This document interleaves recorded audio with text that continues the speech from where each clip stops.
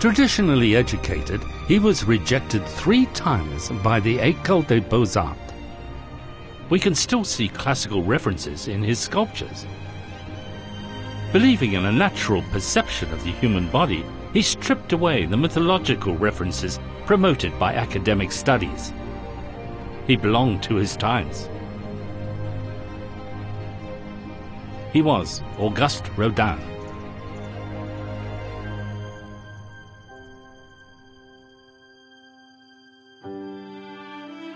Rodin gradually moved from classicism to a modern style in the middle of the 1890s. Monument to Balzac, unveiled in 1898, marked a turning point in Rodin's artistic career.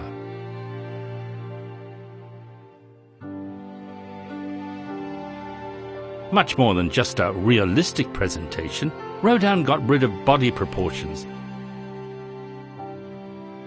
making the great writer and poet a disheveled man with untidy hair and a long robe.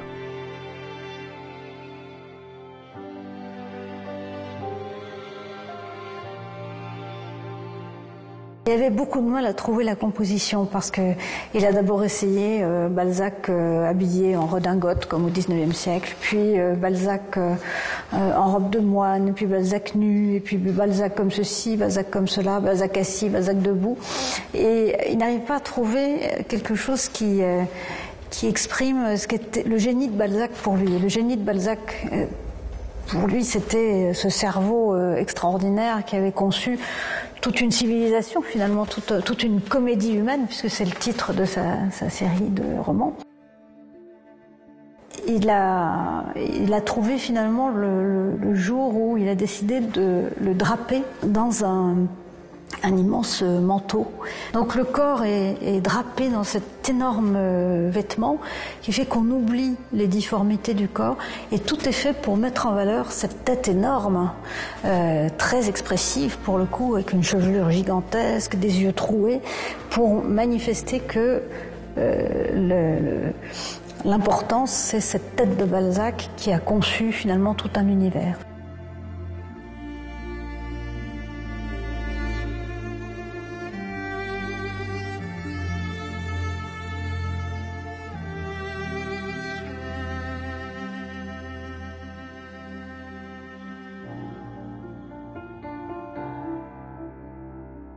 This unconventional memorial sculpture was fiercely criticized when it was unveiled in 1898. The commissioning body, the Société des Gens de Lettres, rejected the sculpture.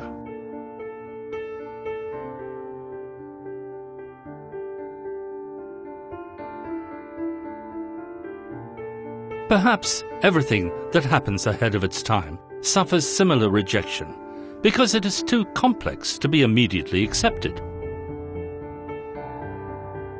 Fortunately, Rodin had friends who appreciated his work. In a letter to Rodin, his friend Monet wrote, "I saw your Balzac at the Salon de Paris.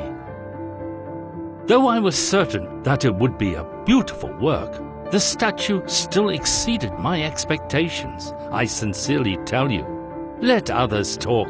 You've never gone so far. Your work is absolutely great. It's superb, and I can never get it out of my mind."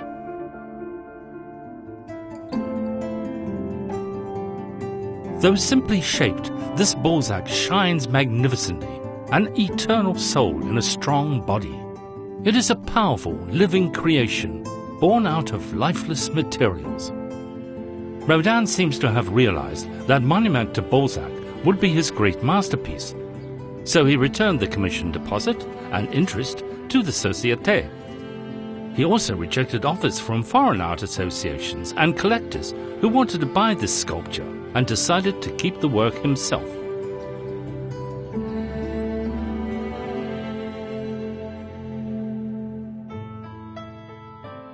In 1900, Rodin used the Paris World Fair as an opportunity to host his own exhibition in the Alma Pavilion. The Gates of Hell, a work that had already long passed its deadline, was also placed on display.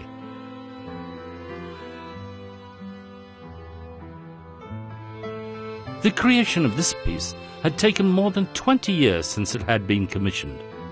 However, the sculpture on display was a plaster version and was incomplete. La porte occupait le fond du pavillon. Simplement, il se produit quelque chose de très étrange, c'est-à-dire qu'il a fait travailler tous ses ouvriers pendant plus d'1 an pour avoir un plâtre propre, neuf, complet, avec toutes les figures. Il installe la structure avec les reliefs, les plus bas reliefs, et puis il décide de ne pas remettre en place les groupes dans les vides qui sont faits pour cela. Donc il présente la porte avec des emboîtements vides où devraient s'insérer les groupes qui existent, mais les groupes sont présentés à côté. Donc il y a un mystère de 1900, un mystère de la porte de l'enfer. Pourquoi a-t-il fait cela ?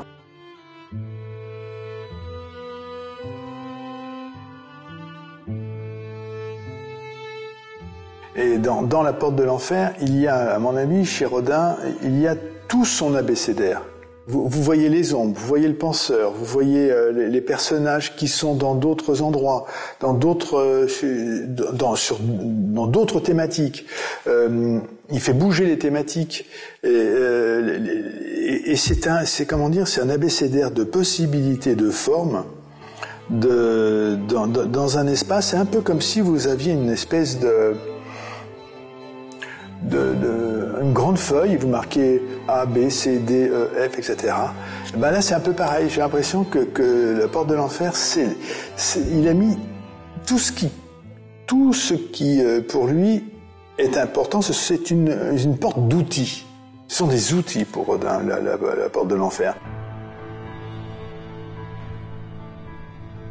The portal features nearly 200 figures. From 1880 to 1917, it took 37 years for the work to be completed. Rodin, unfortunately, never saw his completed work.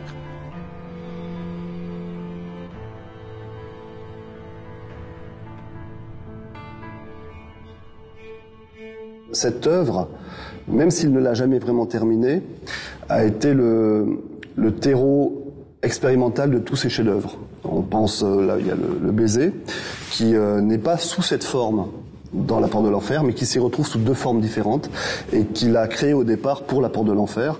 Mais on pense également aux ombres, évidemment aux penseurs, l'homme qui tombe, la femme accroupie. Tous ces chefs-d'œuvre s'y retrouvent. Et c'était fascinant de voir qu'en une œuvre pouvait concentrer autant de la vie d'un artiste et autant de la vie personnelle d'un artiste.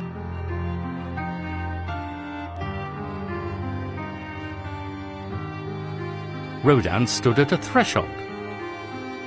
The old world was breaking down, while the new world was yet to take shape.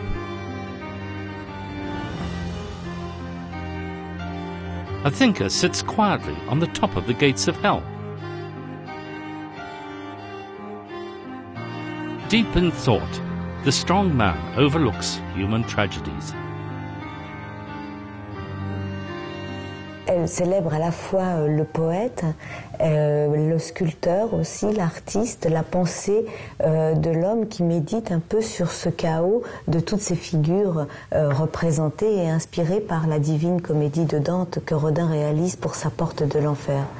Et la figure du penseur, eh bien, en fait, surplombe un peu toutes ces figures et ces 2 vantaux peuplés de figures de damnés.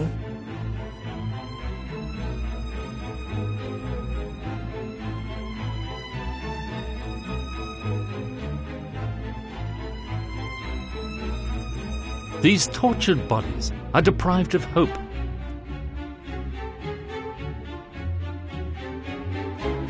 Fear, agony, despair, depression, and struggling. Human beings being overwhelmed by lust.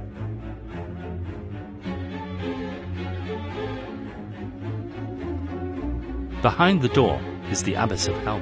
But a silver lining of warning is illuminated here. Exactly how its creator, Rodin, lived his life and felt about the world.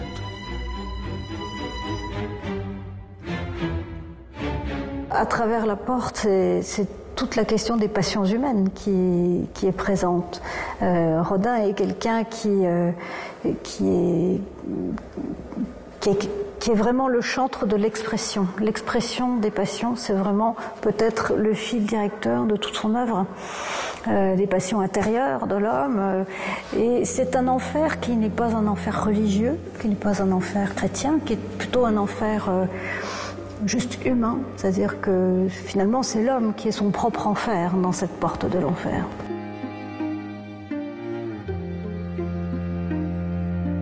Je préférais me recentrer réellement sur ce qui, à mon sens, représentait vraiment la moelle créatrice de Rodin, c'est-à-dire la sensorialité. La sensorialité, l'approche des textures, le non finito, la sensualité immense de ses œuvres, son travail prodigieux sur le corps humain qui a été sa matière tout au long de sa vie, réellement, le corps humain, le corps de la femme et le corps de l'homme également. After 1900, Rodin began to re-examine classical sculptures. Many of the ancient Greek sculptures were fragmented. This inspired Rodin a great deal, and he started to work on body parts.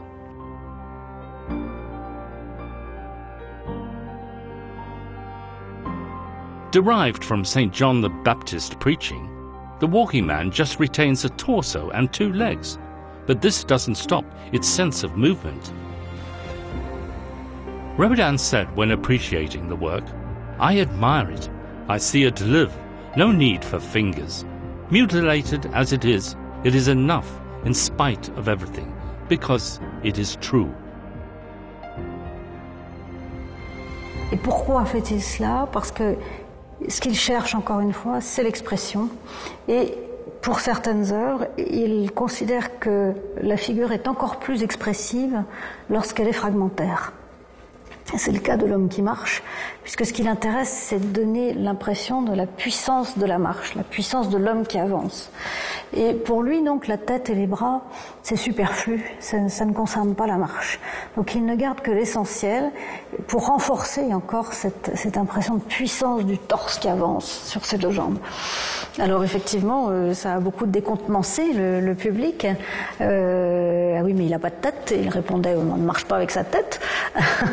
Et surtout, ça a beaucoup marqué les générations suivantes, parce que tous les artistes qui se sont mis à faire des torses sans tête et sans bras, eh bien, seraient tout simplement inconcevables sans l'exemple auparavant de Rodin.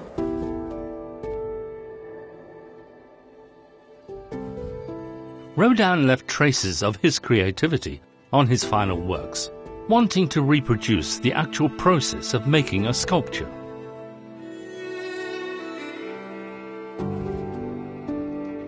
Ça veut dire qu'il y a chez Rodin le souci de montrer la structure, la mémoire de la structure, comment est faite la sculpture. C'est pour ça qu'à la fin de sa vie, plus il arrivait dans l'âge, et plus il laissait les marques de moulage, l'empreinte des mains, etc.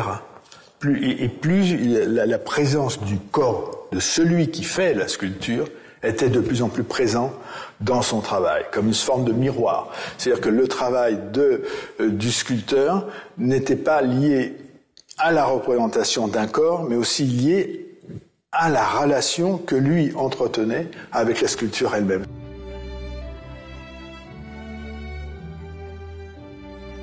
In 1906, The Thinker was cast as a large bronze piece and was put in front of the Pantheon. The giant seated figure gazes down at passers-by. Rodin himself saw this historical inauguration.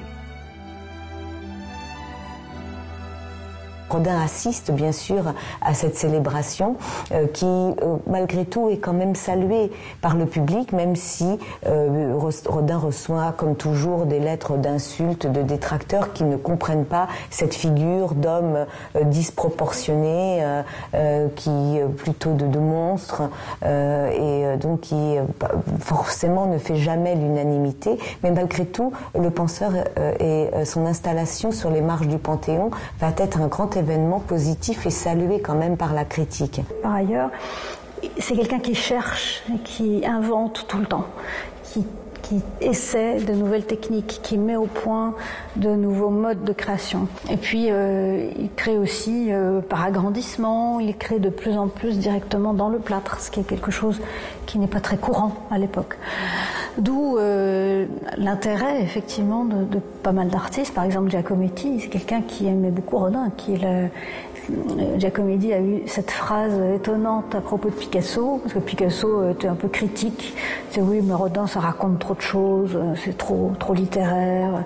Et Giacometti aurait répondu, je souhaite à Picasso d'avoir toujours autant à dire que Rodin et de le dire aussi bien.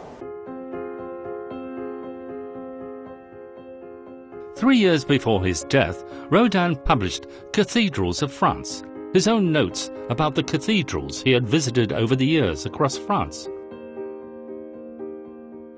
In fact, he was very interested in medieval architecture when he was young. Et on comprend aussi beaucoup cette source d'inspiration qu'ont été les cathédrales de France et qui va irriguer un peu tout l'art de Rodin, à la fois sa production graphique que sa production sculptée, et dans lequel Rodin crée une sorte de parallèle.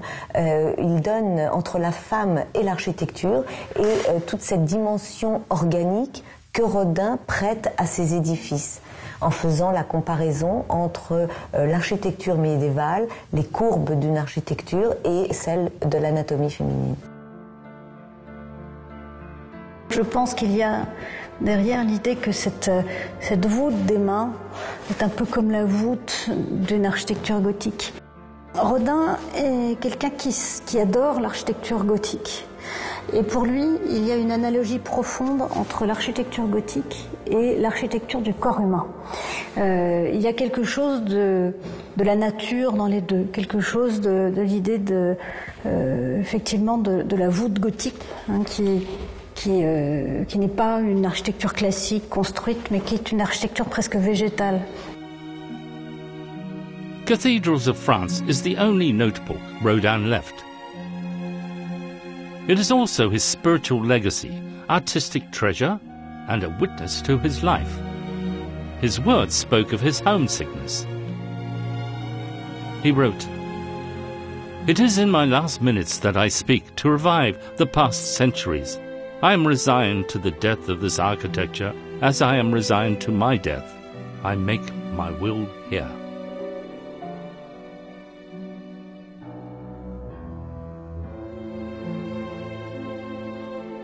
I give the state all my works in plaster, marble, bronze and stone, and my drawings, as well as the collection of antiquities. And I ask the state to keep all these collections in the Hotel Biron, which will be the Musée Rodin, reserving the right to reside there all my life.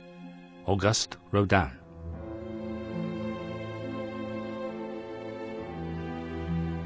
C'est une mesure que Rodin a prise peut-être tout simplement parce que d'une part, il était très soucieux de son rayonnement international et d'autre part, je pense qu'il voulait être sûr que son musée lui survivrait. Et donc il voulait lui donner les moyens de vivre. Et c'était assez bien vu parce que 100 ans après, c'est encore ce qui fait vivre le musée aujourd'hui. Rodin est quelqu'un qui est fondamentalement de son temps. C'est un peu comme une éponge. Il aspire, il aspire toutes les préoccupations de son époque. Donc il y a cette préoccupation du rapport au temps, de la fluidité, de la forme qui passe en changeant en permanence. Mais il faut regarder Rodin au même titre qu'on va regarder aujourd'hui un bon film d'un grand cinéaste. Non, il fait partie de notre monde, oui. Mais je ne veux pas le privilégier, parce que vous savez, si on privilégie un artiste comme lui, nous serons toujours des épigones de ce qu'il fait. Donc Rodin, et à un moment, il y a eu une exposition que j'aimais bien au musée d'Orsay qui s'appelait « Oublier Rodin ». Alors, oublier Rodin, ça veut dire surtout pas l'oublier, évidemment. Mais il faut lui faire la peau à Rodin quelquefois. Il faut le maltraiter parce que on est là, ah Rodin c'est extraordinaire, ah tout ce qu'il fait c'est bien, etc. Il faut un petit peu le secouer, hein, en disant bon. Non, il faut pas être, je veux dire, en admiration. Il faut savoir te les mettre. Rodin spent his last years in the Villa de Briand in Meudon, a suburb in Paris. This was his studio, where the most controversial works took shape, and where the large bronze and marble sculptures were created. It was the place where Rodin and his friends and patrons gathered from all round the world.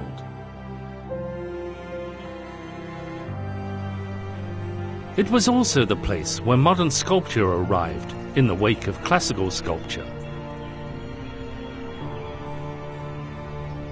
Rodin was the sculptor that stood just between these two.